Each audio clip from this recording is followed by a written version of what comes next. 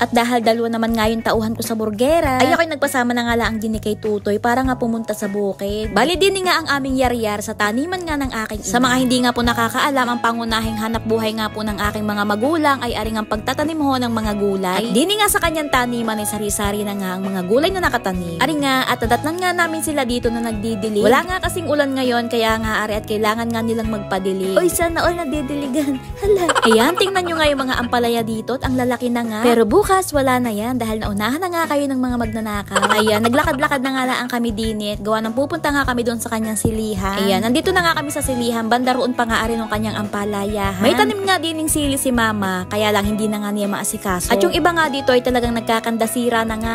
Tanim ng tanim. Tapos nung namunga, hindi alam kung anong uunahin. Ayan, katulong ko nga din si Aling maliit sa pamimitas. Sige, pitas. Pag naikos ko sa mata, payaga. Hindi naman nga sobrang dami ng bunga na re. Ang marami nga lang din na ay kulay green pa. Kaya nga taret amin ngang hinihira. At gawa ng syempre, arimonhan din. Kung bibili pa nga tayo ng sili sa bayan, eh medyo mahal pa nga. Nga, libre lang. Ang gawa ng sabi nga ni mama, ay pitasin ko daw ang kanyang sili. Takin na laang. O, diba? Nakalibre pa tayo ng sili. O, di kay sayang din kung ating bibilhin. Abay, nakakatuwa rin nga aring aking naarkilang tagapanguhat kakasipag. Talagang siya'y willing-willing nga sa mga gayaan. Tapos paglaki, hindi naman mautusan. Ay, wag kayong mag-alala at ari na may napapagbili na ay kako, ay wag mong ikukuskus sa iyong matahat. Ikay mabubula. Alam niyo ang sinabi sa akin, ay i-order ko na lang daw siya sa Shopee ng bagong mata. Ayan, tingnan niyo naman ang isang punong ari at hitik na hitik nga sa bunga. Tapos ari nga at namaalam na nga kami din ni kay mama. Ayan, tingnan niyo nga ang kanyang sitaw at ari nga at namumunga na. At talagang sa isang araw marami na nga mapipitas diyan. Wag nga lang maunahan ng mga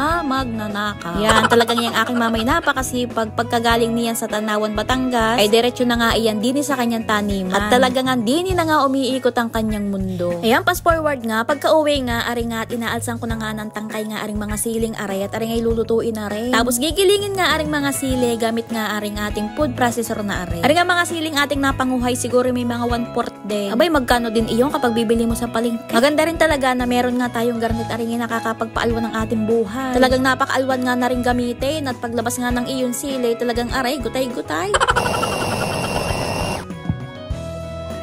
Tapos ari nga, lulutuin ko na nga are. Dini nga sa aking kawali, naglagay lang ako na rin malaking mantika. 1.5 na mantika nga iyan. Tapos nilagay ko na nga rin dito, aring ang ating giniling na sili. Ba yung ating 1/4 nga nung nagiling ay marami-rami na nga rin ang magagawa. Atin nga rin pakakasairin at sayang naman. Tapos ayan nga, nung kumukulo-kulo na nga sunod ko na nga ilalagay aring fried garlic na nabibili nga sa palengke. Kalhating pack nga na rin ang aking ilalagay. Napakamahal na rin kasi ng mga ingredients. Mahal yung mantika, mahal yung sili. Kaya garning bawang na nga lang yung ginagamit namin. Tapos medyo nakulangan pa nga ako sa mantika kaya nilagyan ko pa nga ng kalahati na re. Nilagyan ko na nga rin pala rin ng pampalasa, betchin at oyster sauce. Ari nga ginagawa kong chili oil ay para nga dun sa tinda namin siomay. Kaya nga garni nga yung pagluluto namin ng chili oil gawa ng antakaw talaga ng mga customer namin sa garni. Pero yun niyo, bibili ng 4 na siomay. Abay, ang chili oil may kalahating pakukuluin nga laang natin na talaga namang napakasarap na at isa nga talaga ito sa hinahanap-hanap nga ng aking mga customer kapag bumibili nga sila ng siomay. Nilagyan ko nga rin pala ito ng kauntingan suka para nga mas lalo nga itong tumagal. O siya, yan lang muna sa ngayon. Sa susunod na lang ulit ha. Bye!